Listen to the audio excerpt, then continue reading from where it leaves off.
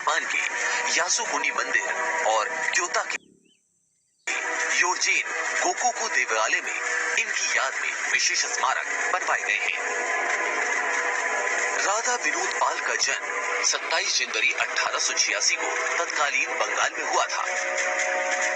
राधा विनोद पाल अंतर्राष्ट्रीय ख्याति प्राप्त भारतीय विधिवेता और न्यायाधीश थे। उन्होंने कोलकाता के प्रेसिडेंसी कॉलेज से कानून की शिक्षा ली।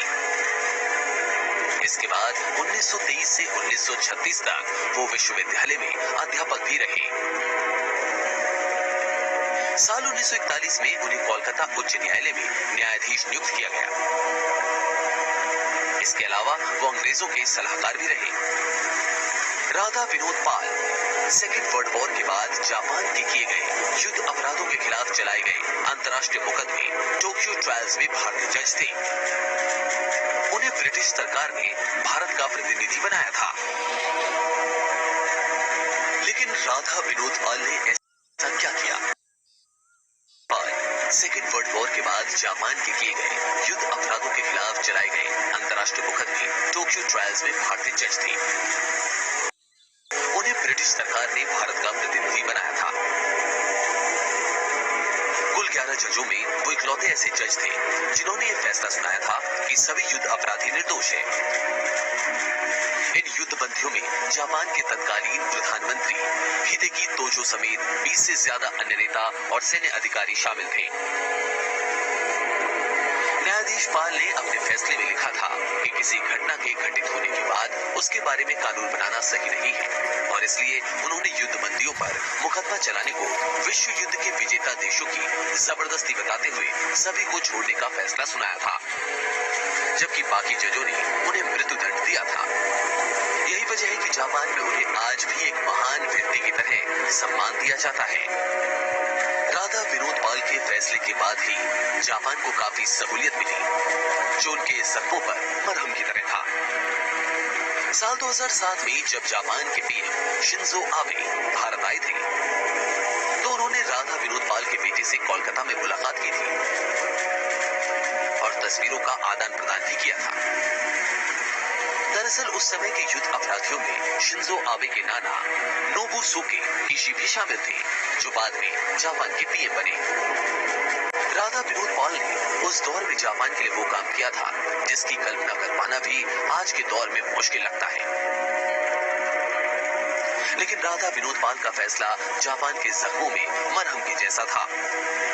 इसलिए आज भी वहां की जनता राधा विनोद पाल को सलाम करती है। T news nation. अब आपको इजराइल की रोचक घटना दिखाते हैं। इजराइल में एक दिन रेगिस्तान में नदी ही आ गई। लोगों ने अपनी जिंदगी में वहां पर नदी देखी ही नहीं थी, सिर्फ धार्मिक किताबों में ही उसका जिक्र सुना था। लेकिन जब अचानक वो नदी उनके सामने आ गई तो लोग हैरान रह गए।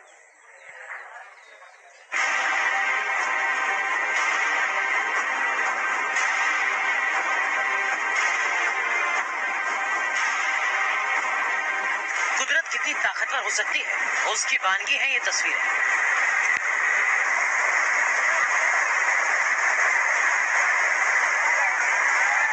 क्यों हम इसको कुदरत का करिश्मा कह रहे हैं, ये समझने से पहले ये तस्वीरें गौर से देखिए।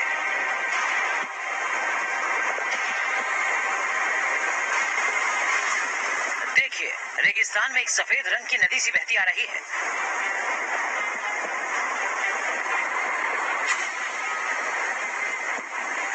सूखी जमीन को ये नदी तर कर रही है।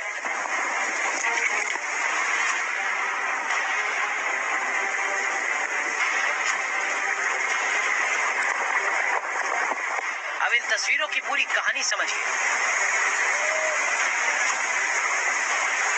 ये इजराइल की नेगेव जगह है।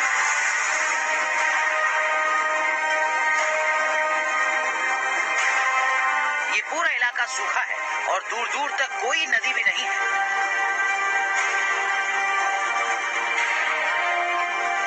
लेकिन अचानक एक दिन यहाँ पर नदी आ गई। यहाँ तो बारिश भी नहीं हुई थी, फिर भी दरिया बहने लगा। ये लोगों के लिए हैरत अंगेज तस्वीरें हैं, क्योंकि किसी ने अपनी जिंदगी में यहाँ नदी नहीं देखी। नदी को लेकर लोग वीडियो बनाने लगे, जश्न मनाने लगे।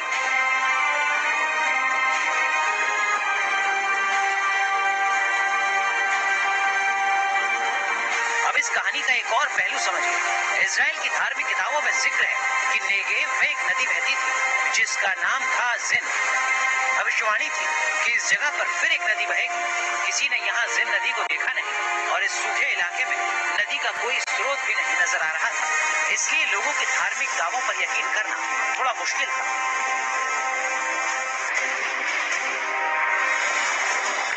यहाँ पर नदी की बात सोचना बिल्कुल वैसे ही था जैसे थार के रेगिस्तान में कोई नदी की बहने की बात करे। हालांकि रिसर्च में यहाँ एक विलुप्त नदी की बात मालूम चली थी और फिर एक दिन वो भविष्यवाणी सच साबित हुई। अचानक ज़ेन नदी यहाँ चलकर आ गई।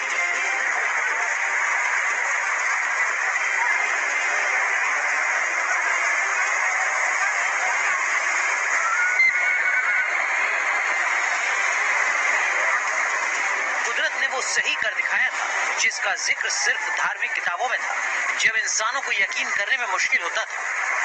नेगेव के इलाके में ये नदी बहने लगी, पर सवाल था कि ये नदी आई कहां से। आप देख सकते हैं यहाँ तो बारिश भी नहीं हो रही है, तो इस नदी का सीक्रेट क्या है?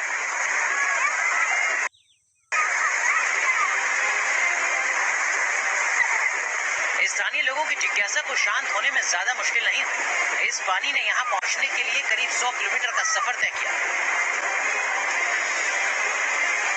इजराइल के रेमन क्रेटर जगह पर पहाड़ों में बारिश के बाद ये नदी शुरू हुई थी। 120 किलोमीटर का सफर तय करके ये नदी डेड सी में जाकर गिरती है।